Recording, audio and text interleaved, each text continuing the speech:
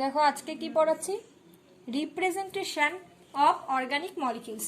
মানে আমরা অর্গানিক মলিকিউলসগুলোকে অনেকভাবে রিপ্রেজেন্ট করতে পারি, সেগুলোর এক একটা ডেফিনিট নেম রয়েছে। যেমন ফার্স্ট রয়েছে কি কেকুলি স্ট্রাকচার। কি রয়েছে ফার্স্ট? কেকুলি স্ট্রাকচার।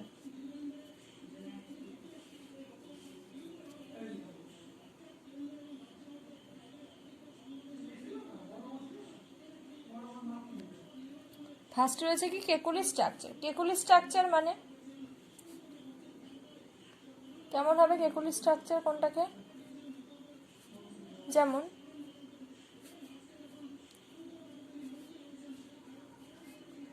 এগুলোকে বলা হয় কেকুলি স্ট্রাকচার। এই যে এরকম বন্ড দেখিয়ে দেখিয়ে যে বন্ডগুলো সব দেখালাম, এইটাকে বলা হয় কেকুলি স্ট্রাকচার। এটা কি লিখেছি? CH3 ঠিক আছে। 1 2 নাম্বার ধরো লিখলাম অ্যাসিটোন, CH3CO CH3। কেমন ভাবে লিখবো কেকুলি স্ট্রাকচার যদি বলে? কেকুলি স্ট্রাকচার অনুযায়ী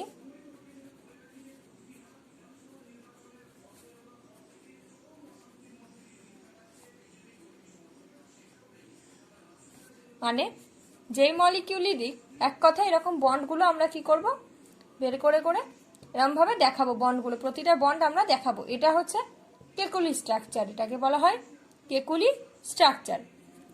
এরপরে যেটা দেখব সেটা কি কনডেন্স স্ট্রাকচার।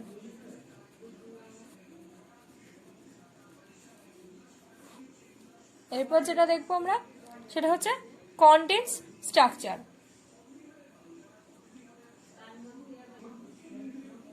কনডেন্স স্ট্রাকচারে কি বলছে?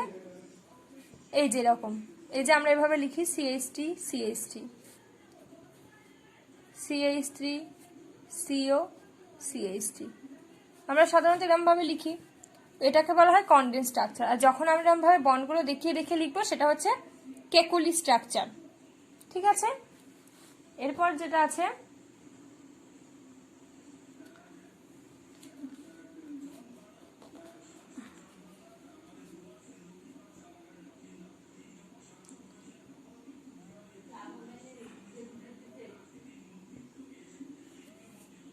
Flying wedge.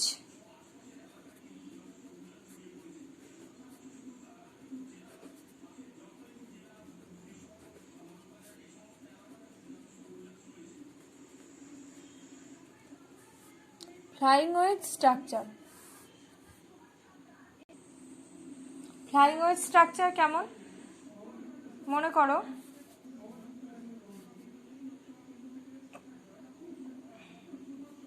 মনে করো লিখছি CH3টাই লিখছি, তাহলে আমরা কেমন লিখব?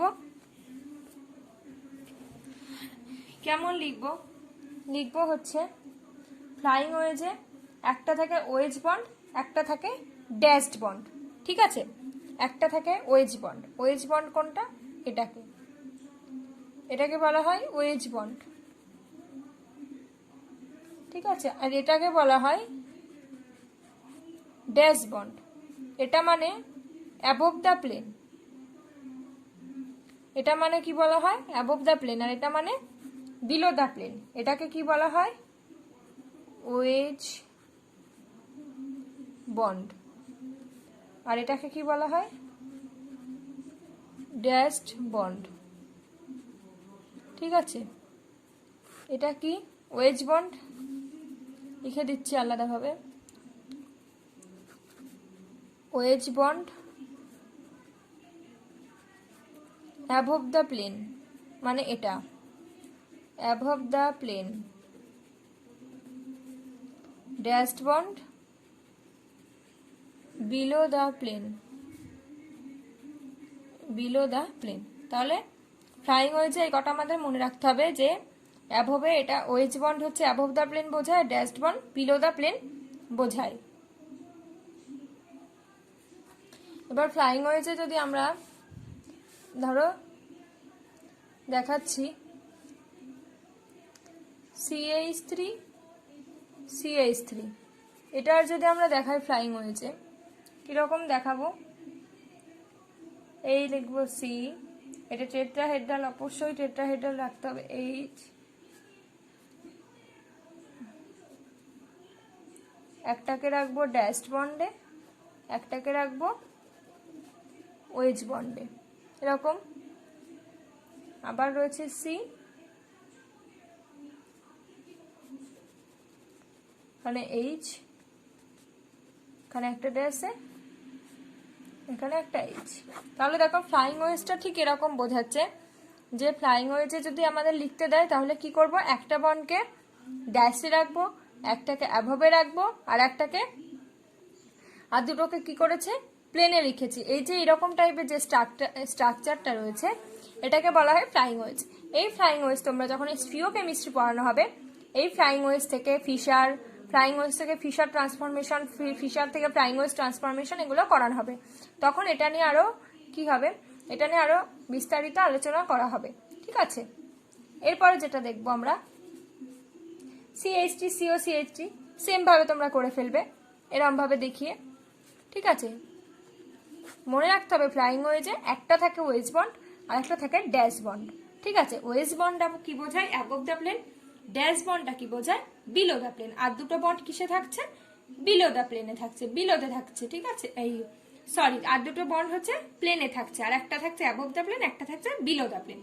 এইভাবে স্ট্রাকচারগুলো যেগুলো করা হচ্ছে সেটাকে বলছে আমরা ফ্লাইং ওয়েজ। এটাও তোমরা একই রকম ভাবে করে দেবে।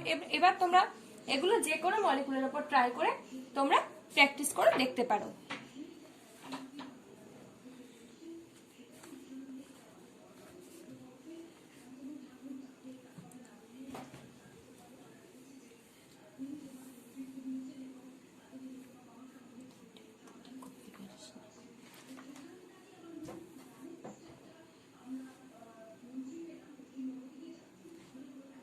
এবার আমরা যেটা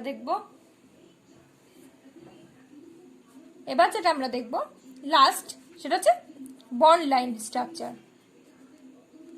বন্ড লাইন স্ট্রাকচার মানে আমরা এটাকে এখানে কার্বনগুলো লিখবো না, কিভাবে শুধু বন্ডের মাধ্যমে দেখাবো। যদি আমরা বলি ইথিলিন, এই যে এটা হয়ে গেল, এই যে এটা হচ্ছে কি ইথিলিন, শুধু বন্ডের মাধ্যমে দেখানো যায় মলিকিউলগুলোর ঠিক আছে, মলিকিউলগুলোকে বন্ডের মাধ্যমে রিপ্রেজেন্ট করা যায়। এটা হয়ে গেল ইথিলিন। তারপর যদি আমরা বলি অ্যাসিটোনকে দেখাতে, দেখো আমরা কার্বনগুলো কিন্তু লিখছি না, শুধু বন্ডের মাধ্যমে দেখাচ্ছি। এই যে এটা মানে এরকম, মানে এরকম, মানে CH3 রয়েছে CO, আর এরকম মানে CH3, কিছু নেই মানে এরকম, এটা হচ্ছে CH3, ঠিক আছে। আমরা এগুলোকে বলা হয় বন্ড লাইন স্ট্রাকচার, শুধু বন্ডের মাধ্যমে বোঝানো, কিছু নেই মানে। এখানে কি রয়েছে, মিথাইল গ্রুপ, এখানে মিথাইল গ্রুপ, কিছু এখানে আমরা কার্বনগুলো লিখছি না বা কোনো হাইড্রোজেন কিছুই লিখছি না, জাস্ট বন্ডের মাধ্যমে আমরা এভাবে বোঝাচ্ছি। এগুলোকে বলা হয় বন্ড লাইন স্ট্রাকচার। আরো করছি, দেখো এটা কি, এটা হচ্ছে, এটা আসলে কেমন হয়, CH3 CH3 H CH2Br। এটাকে দেখো আমরা কি করলাম, বন্ডের, এটাকে দেখো এটা এরকম হয়, এটাকে আমরা যদি বন্ড লাইন স্ট্রাকচার করি তো এরকম বন্ডের মাধ্যমে দেখা যাবে। এইগুলো মানে এখানে একটা করে কি মিথাইল গ্রুপ রয়েছে, আর এটা মানে CH2 বোঝায়, আমরা জানি। তো এগুলো হলো বন্ড লাইন স্ট্রাকচার। তো এই ছিল আজকে অর্গানিকে মলিকিউলগুলোকে আমরা কিভাবে রিপ্রেজেন্টেশন করতে পারি, বিভিন্ন স্ট্রাকচার, 4টে স্ট্রাকচার বললাম। তো নেক্সট দিন থেকে আমরা শুরু করব বিভিন্ন ইলেকট্রনিক এফেক্টগুলো, resonance effect, inductive effect etcetera যেগুলো রয়েছে আমরা পড়ব। তো ভিডিওটা ভালো লাগলে like, share and subscribe. Thank you.